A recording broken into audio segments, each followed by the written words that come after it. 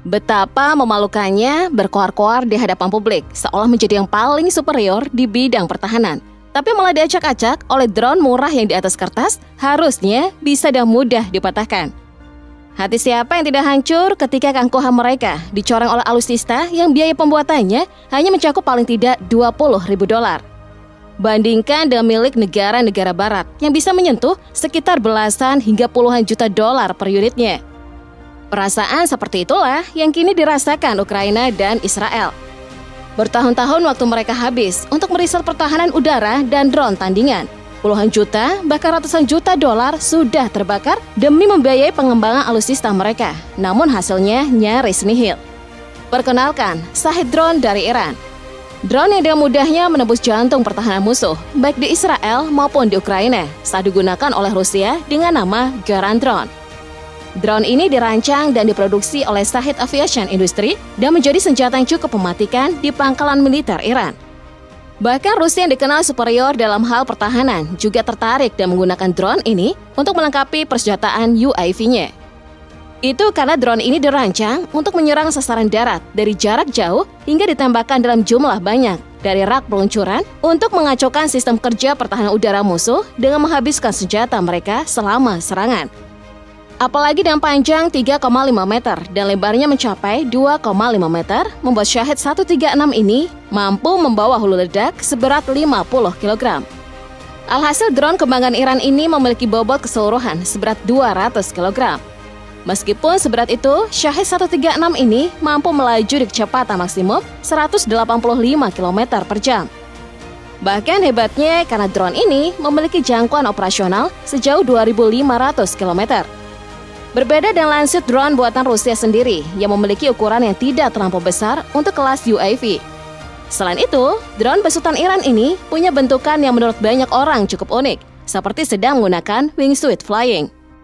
Tapi uniknya karena desain sayap dari Shahed drone atau Garand II ini kaya terinspirasi dari jet tempur andalan Prancis bernama Dassault Rafale yang punya proporsi sayap utama cukup lebar. Namun entah mengapa bentuk dari drone-nya tidak begitu mementingkan aerodinamika. Pasalnya bentukan sayapnya tidak terlihat begitu tipis, bahkan lebih ke arah berisi. Namun sepertinya hal tersebut bukan masalah, karena bilah drone-nya diputar oleh mesin MD550 yang punya tenaga cukup kuat. Jadinya dengan kepala yang runcing, drone ini bisa melesat lebih cepat dan mampu meledakkan alutsista milik musuh seperti Israel dan Ukraina. Jadi tidak mengherankan jika rentetan kejadian memilukan bagi kedua negara tersebut terus-terusan terjadi dan menjadikan drone murah ini sebagai karakter antagonis utama. Contohnya ketika Iran mengirimkan kurang lebih 300 proyektil ke Israel tanpa rasa kasihan sedikit pun. 300 proyektil tersebut terdiri dari 120 rudal balistik, 170 drone, dan 30 rudal jelajah.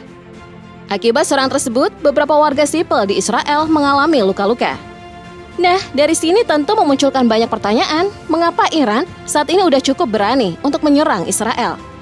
Padahal seperti yang kita ketahui, bahwa Iran sejak dulu hanya menggunakan tangan kedua untuk menyerang Israel. Jawabannya ada pada benda ini. Dengan biaya seminimal mungkin, hasil yang diharapkan bisa menciptakan efek destruktif yang maksimal. Namun itu bukan sekali dua kali terjadi. Pasca serangannya ke Tel Aviv, kelompok Houthi sempat melancarkan aksinya dengan meluncurkan beberapa rudal balistik dan juga drone kamikaze di Israel Utara, tepatnya di kota Eilat. Meskipun berbagai sistem pertahanan udara berhasil mencegahnya, namun suara sirene pastinya membuat seluruh warga sipil merasa ketakutan akan terjadinya serangan dari kelompok militan tersebut. Menanggapi serangan tersebut, Israel pun mengambil langkah tegas untuk membalas serangan-serangan yang diluncurkan oleh kelompok Houthi di Eilat, termasuk di Tel Aviv beberapa waktu lalu. Salah satu puncaknya ketika Rusia menggunakan drone ini untuk memporak-porandakan Ukraina. Buktinya di bulan September tahun 2022 silam, bala tentara Rusia berjaya meluncurkan drone Garand II dan berhasil menghancurkan 4 artileri manual howitzer yang dihibahkan oleh Amerika. Dan juga 2 unit kendaraan lapis baja BTR milik Ukraina. Lucunya saat Ukraina menerjunkan pesawat tempur MiG-29-nya untuk melumpuhkan atau minimal menghalau Garand II ini. Namun entah karena minim pengetahuan, drone tersebut itu malah menjatuhkan MiG-29 yang dikerahkan tadi. Namun keganasan dari drone ini terlihat pada saat gelombang serangan di bulan Oktober lalu yang di mana bangunan, menara TV, hingga jaringan listrik Ukraina hancur dalam waktu sekejap. Aksinya tidak berhenti sampai di situ saja. Buktinya, Granto ini kembali menyerang pusat pembangkit listrik Ukraina bernama Ukrenergo yang berakibat pemadaman listrik dalam waktu lama. Kemampuan tersebut ditunjang oleh sistem navigasi GLONASS yang mengandalkan GPS untuk meningkatkan kemampuan deteksi dan pelacakan dari pusat komando. Dengan sistem ini, Granto diklaim memiliki presisi yang luar biasa dalam menargetkan pertahanan musuh. Selain kecanggihan sistem navigasinya, Granto juga menonjol dalam aspek peluncurannya berkat teknologi Rocket Assisted Takeoff atau RATO. Teknologi ini memungkinkan Granto diluncurkan dari berbagai platform, termasuk truk kargo yang dapat meluncurkan hingga 5 unit. Pesawat bombar Tupolev dengan kapasitas peluncuran hingga 4 unit dan jet tempur Sukhoi 37 yang mampu meluncurkan 2 unit.